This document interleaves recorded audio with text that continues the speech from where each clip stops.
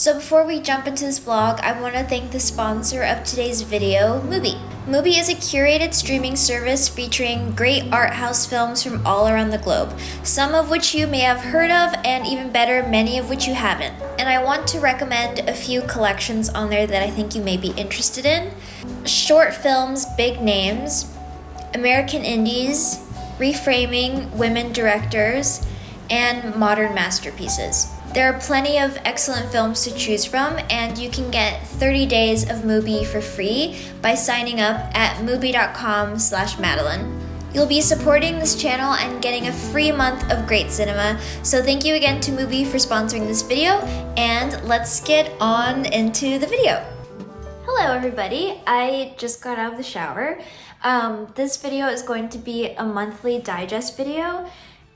It's coming a little bit early because the holidays are quickly approaching, so I wanted to talk about this past month and catch up with you all and talk about a few of my favorite things because I do have a few favorites.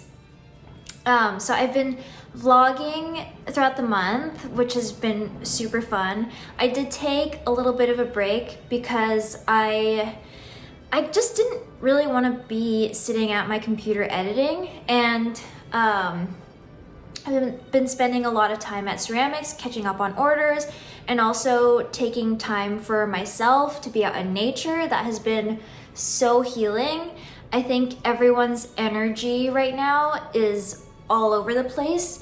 So I want to remind you all to just be gentle with yourselves and others, especially during this time. We need it right now more than ever, so let's just remember to be easy and gentle, and yeah, nature helps with that a lot. And as you guys know, I've been meditating a lot,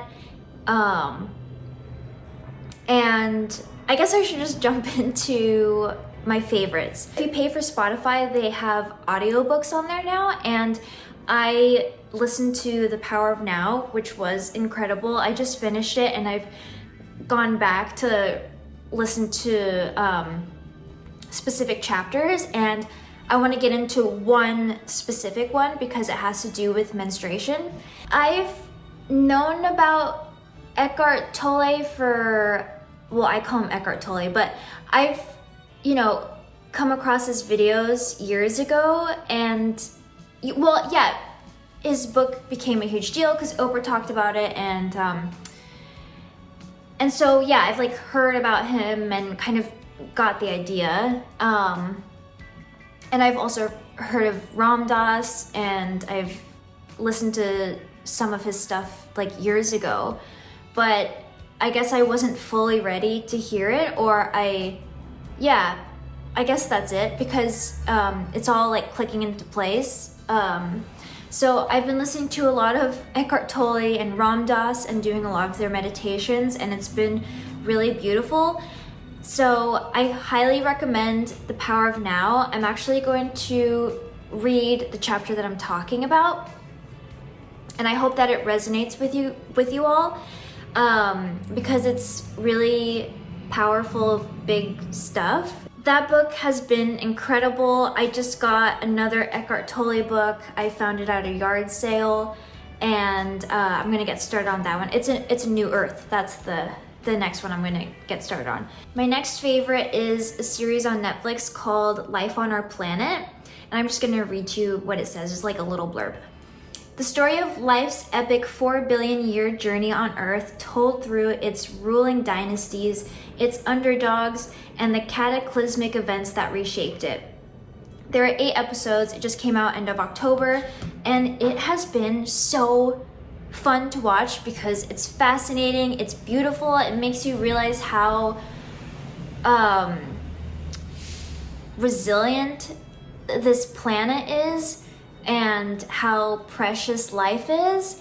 And yeah, so if you're interested in that stuff, it's really beautiful, and it's super interesting and cool. It starts with dinosaurs, and yeah. Okay, this is my next favorite. This is Mubi's magazine, And I'm not sure which issue this is. Oh, Notebook 3, okay. This is called The Flap of a Butterfly's Wings. This is like a filmmaker's Bible. It's so good. I finally flipped through this I've had it for a couple of months, and I finally like sat down to actually read what's in here, and it's like, it's incredible. It's talking about things on like so many different levels, and I really appreciate it. And one of my favorite directors has, he's a Taiwanese, well, he's Malaysian, but he makes Taiwanese films, and he has all this stuff in here about filmmaking that is just like, it's so good. So, so yeah, if you're into like film and nature and meditation and all that stuff, like this encompasses all of that, which is incredible. So this could actually be a good gift too, if you know anyone who's into like film. My last favorite is an event that happens in LA. It's called The Record Club. It's hosted by this guy named Free. He's a DJ, and his friend is also there hosting it alongside him.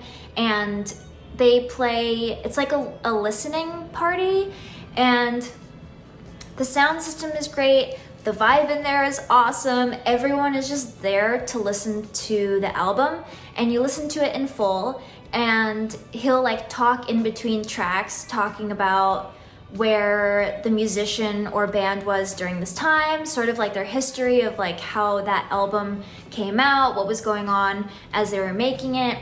And so it's like really fascinating and fun, and it's just so cool. Like, this is the third one I've been to. I didn't get any footage while I was there because I was just enjoying my time. It's just like a great crowd of people. They're still kind of new, so if you can catch the next one, you should definitely go if you live in LA.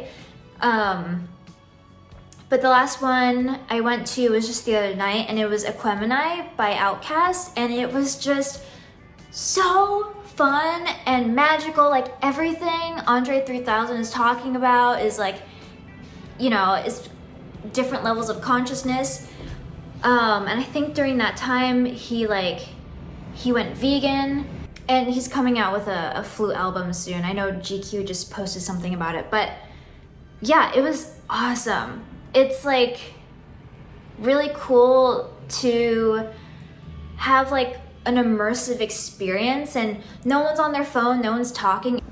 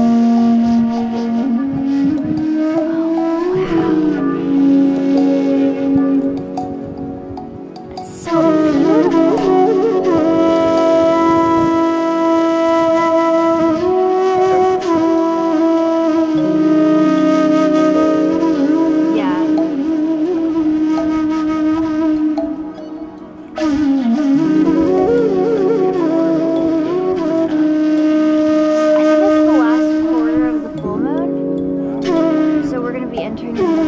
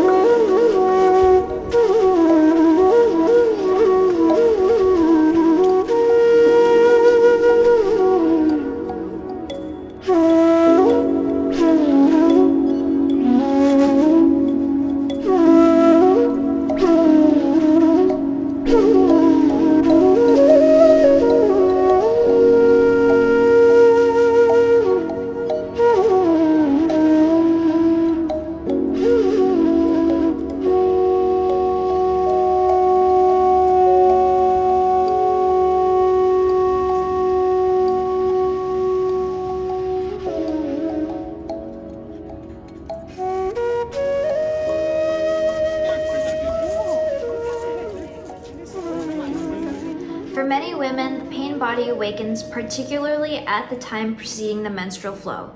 I will talk about this and the reason for it in more detail later. Right now, let me just say this. If you are able to stay alert and present at that time and watch whatever you feel within, rather than be taken over by it, it affords an opportunity for the most powerful spiritual practice, and a rapid transmutation of all past pain becomes possible. Generally speaking, it is easier for a woman to feel and be in her body, so she is naturally closer to being and potentially closer to enlightenment than a man. This is why many ancient cultures instinctively chose female figures or analogies to represent or describe the formless and transcendental reality. It was often seen as a womb that gives birth to everything in creation and sustains and nourishes it during its life as form. One of the most ancient and profound books ever written, the Tao, which could be translated as being, is described as infinite, eternally present, the mother of the universe. Naturally, women are closer to it than men since they virtually embody the unmanifested. What is more, all creatures and all things must eventually return to the source. All things vanish into the Tao. It alone endures. Since the source is seen as female, this is represented as the light and dark sides of the archetypal feminine in psychology and mythology. The goddess or divine mother has two aspects. She gives life and she takes life. When the mind took over and humans lost touch with the reality of their divine essence, they started to think of God as a male figure. Society became male-dominated and the female was made subordinate to the male. I am not suggesting a return to earlier female representations of the divine. Some people now use the term goddess instead of God. They are redressing a balance between male and female that was lost a long time ago, and that is good. But it is still a representation and a concept, perhaps temporarily useful, just as a map or a signpost is temporarily useful, but more a hindrance than a help when you are ready to realize the reality beyond all concepts and images. What does remain true, however, is the energy frequency of the mind appears to be essentially male. The mind resists, fights for control, uses, manipulates, attacks, tries to grasp and possess, and so on.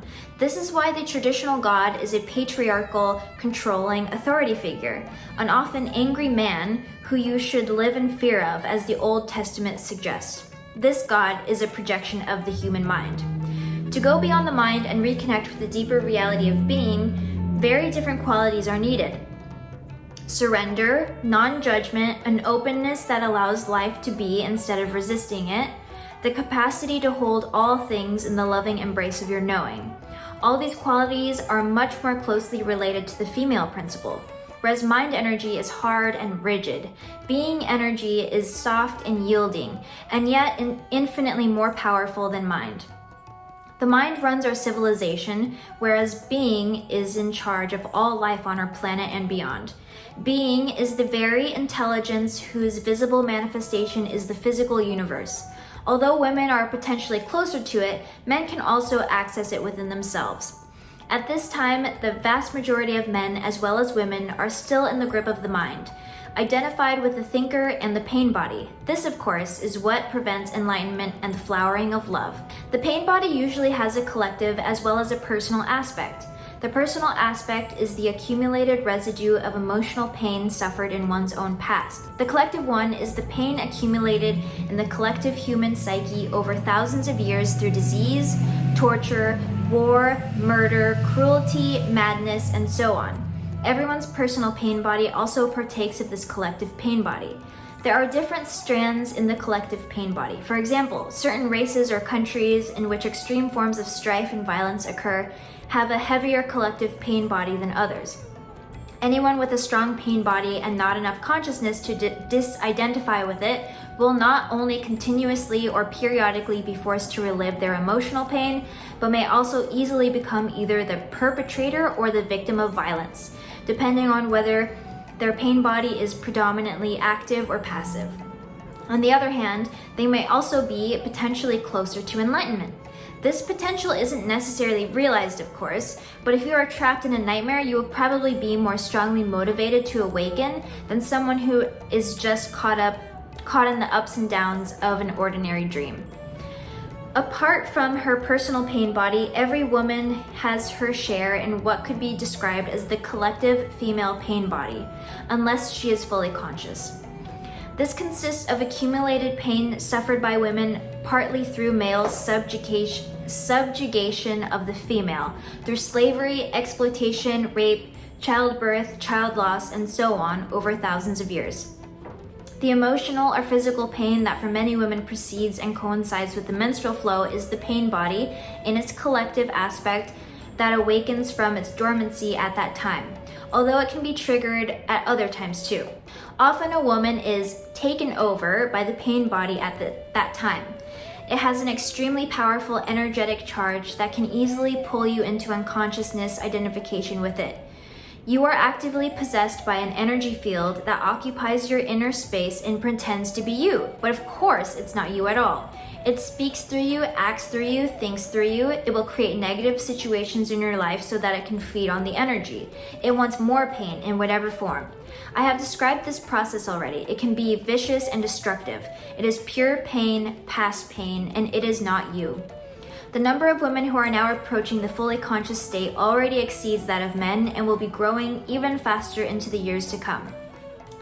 Many men catch up with them in the end, but for some considerable time there will be a gap between the consciousness of men and that of women. Women are regaining the function that is her birthright and therefore comes to them more naturally than it does to men, to be a bridge between the manifested world and the unmanifested, between physicality and spirit. Your main task as a woman now is to transmute the pain body so it no longer comes between you and your true self, the essence of who you are. Of course, you also have to deal with other obstacles to enlightenment, which is the thinking mind, but the intense presence you generate while dealing with the pain body will also free you from identification with the mind. The first thing to remember is this: as long as you make an identity for yourself out of the pain, you cannot become free of it. As long as part of your sense of self is invested in your emotional pain, you will unconsciously resist or sabotage every attempt that you make to heal that pain. Why? Quite simply because you want to keep yourself intact, and the pain has become an essential part of you. This is an unconscious process, and the only way to overcome it is to make it conscious. To suddenly see that you are or have been attached to your pain can be quite a shocking realization. The moment you realize this, you have broken the attachment. The body pain is an energy field, almost like an entity that has become temporarily lodged in your inner space. It is life energy and has become trapped, energy that is no longer flowing. Of course, the pain body is there because of certain things that have happened in the past. It is the living past in you, and if you identify with it, you identify with the past. A victim identity is the belief that the past is more powerful than the present, which is the opposite of the truth. It is the belief that other people and what they did to you are responsible for who you are now, for your emotional pain or your inability to be your true self. The truth is that the only power there is contained within this moment. It is the power of your presence. Once you know that, you also realize that you are responsible for your inner space now. Nobody else is. And that past cannot prevail against the power of the now. Some women who are already conscious enough to have relinquished their victim identity on the personal level are still holding on to the collective victim identity, what men did to women. They are right, and they are also wrong. They are right inasmuch as the collective female pain body is in large part due to the male violence inflicted on women and repression of the female principle throughout the planet over millennia. They are wrong if they derive a sense of self from this fact and thereby keep themselves imprisoned in a collective victim identity. If a woman is still holding on to anger, resentment, or condemnation, she is holding on to her pain body. This may give her a comforting sense of identity, of solidarity with other women, but it is keeping her in bondage to the past and blocking full access to her essence and true power. If women exclude themselves from men, that fosters a sense of separation and therefore a strengthening of the ego. And the stronger the ego, the more distant you are from your true nature. So do not use the pain body to give you an identity. Use it for enlightenment instead. Transmute it into consciousness.